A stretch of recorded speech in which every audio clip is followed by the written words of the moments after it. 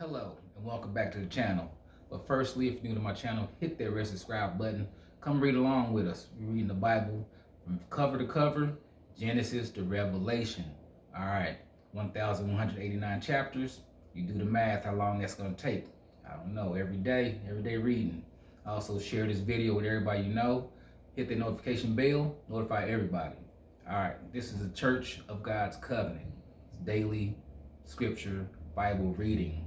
All right, I'm reading from my Holman Christian Standard Bible.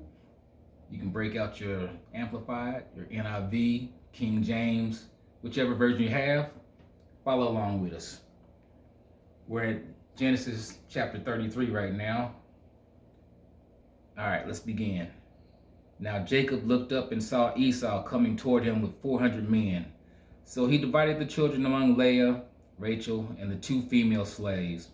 He put the female slaves and their children first, Leah and her children next, and Rachel and Joseph last. He himself went on ahead and bowed to the ground 7 times until he approached his brother. But Esau ran to meet him, hugged him, threw his arms around him, and kissed him. Then they wept. When Esau looked up and saw the women and children, he asked, "Who are these with you?" He answered, "The children God has graciously given you, your servant." Then the female slaves and their children approached him and bowed down. Leah and her children also approached and bowed down. And then Joseph and Rachel approached and bowed down. So Esau said, "What do you mean by this whole procession I met?" "To find favor with you, my lord," he answered. "I have enough, my brother," Esau replied. "Keep what you have." But Jacob said, "No, please, if I have found favor with you, take this gift from my hand, for indeed I have seen your face, and it is like seeing God's face, since you have accepted me. Please take my present that was brought to you, because God has been gracious to me, and I have everything I need." So Jacob urged him until he accepted. Then Esau said, "Let's move on, and I'll go ahead of you." Jacob replied, "My Lord knows that the children are weak, and I have nursing sheep and cattle. If they are driven hard for one day, the whole herd will die. Let my Lord go ahead of his servant.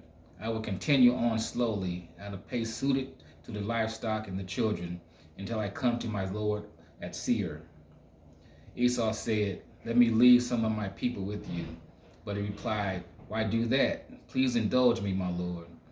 That day Esau started on his way back to Seir. But Jacob went on to Succoth. He built a house for himself and stalls for his livestock. That is why the place was called Succoth.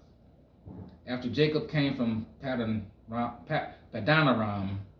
he arrived safely at Shechem in the land of Canaan and camped in front of the city.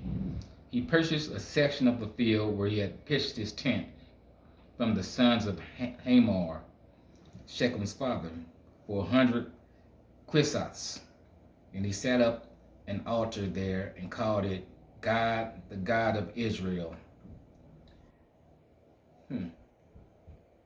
Bowed down 7 times. Now, Genesis 33, verses 1 through 20.